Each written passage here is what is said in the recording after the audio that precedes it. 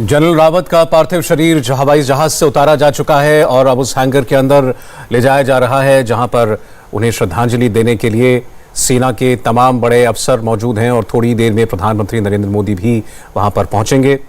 General Bipin Rawat देश के पहले चीफ ऑफ डिफेंस स्टाफ,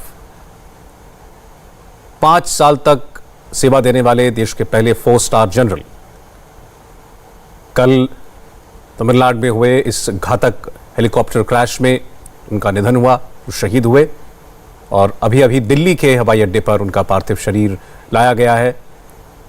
इसे आप देख सकते हैं, उनकी अपनी रेजिमेंट के अफसर जो हैं वो अपने कांधों पर लेकर श्रद्धांजलि स्थल तक लेकर के आ रहे हैं।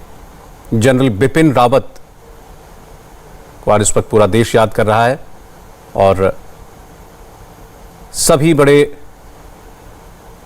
गमगीन दिल से ये तस्वीरें देख रहे हैं और एक ऋणी देश उनको आज याद कर रहा है। जनरल बिपिन रावत जो कि वेलिंगटन स्टाफ कॉलेज एक कार्यक्रम में शामिल होने के लिए कल दिल्ली से पहले सूलूर एयरबेस पहुंचे और वहां से हेलीकॉप्टर से वेलिंगटन तक की उड़ान वो भर रहे थे। चंद मिनटों का ही रास्ता और बाकी था जब अचानक उनका हेलीकॉप्टर क्रैश हुआ, जिसकी वजह अभी भी साफ नहीं है। जनरल रावत के साथ उनकी पत्नी मधुलिका रावत जी भी थी और साथ ही कई और अफसर सेना और वायुसेना के, और 14 में से 13 लोगों की दुखद मृत्यु इस हादसे में हुई और कैप्टन, माफ कीजिएगा, जनरल बिपिन रावत का पार्थिव शरीर अभी अभी दिल्ली पहुंचा है।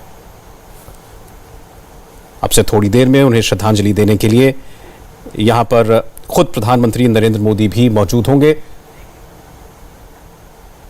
आप देख सकते हैं कि सेना के अफसरों के कंधों पर उनके आज देश की फौजों का सर्वोच्च जो अफसर था उसका पार्थिव शरीर है। मनीष इस वक्त पालम एयरपोर्ट पर ही मौजूद हैं। जी मनीष। सौरभी, वो तस्वीर है जिसकी किसी ने उम्मीद नहीं की थी कि चीफ ऑफ डिफेंस स्टाफ यानी सैन्य व्यवस्था के सबसे सर्वोच्च पद पर जो नियुक्त हुए, सीनियर अमंग इक्वल, और उसके बाद आज उनका पार्थिव शरीर उन्हीं कांधों पर होगा जो उनके इमीडिएट जूनियर्स हैं उनके कांधों पर होगा। इस समय वो तस्वीर है जो बहुत ही गमगीन है, आंखें नम कर देती है। और आज ये सभी इस बात की कल्पना से परे आज chief of defence staff general Bipin Rawat का पार्थिव शरीर इस हैंगर में पहुंच रहा है।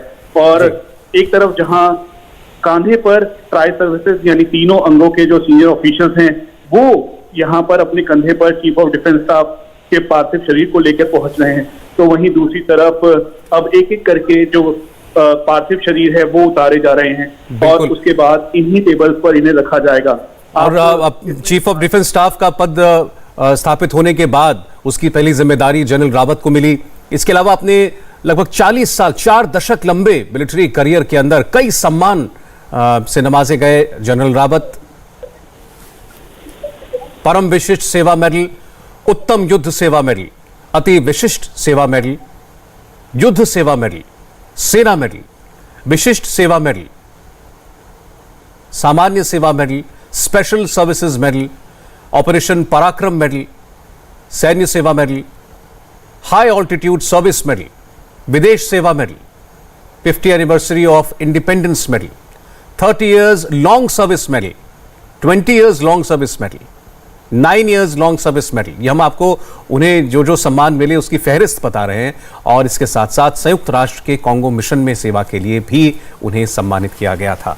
और आप देख सकते हैं कि हमारी तीनों सेनाओं के अफसर शामिल थे उनके इस पार्थिव शरीर को सम्मानजनक तरीके से यहाँ तक लाने में, चूंकि अब वो केवल सेना के नेता नहीं थे, थल सेना के नेता नहीं थे, बल्कि तीनों सेनाओं के नेता थे। और उनके पीछे पीछे उनकी पत्नी श्रीमती मधुलिका रावत जी का पार्थिव शरीर भी लाया जा रहा है। मिसेस मधुलिका रावत का पार्थिव शरीर ठीक जनरल बिपिन रावत के पार्थिव शरीर के बगल में रखा हुआ है। मनीष।